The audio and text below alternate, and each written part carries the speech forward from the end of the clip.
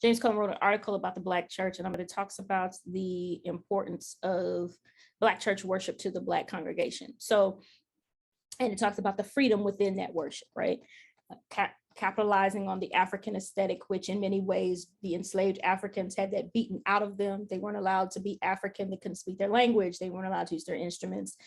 They weren't allowed to be themselves fully. So when they had the opportunities to go into the brush arbors and the invisible church outside of the churches of the master, they were able to be themselves freely. So they would ring, shout, they would speak out, they would sing, they would utter in tongues, they would do all of those things. And so we carried that with us into our Black congregations when the AME church was established, AME Zion, and so on.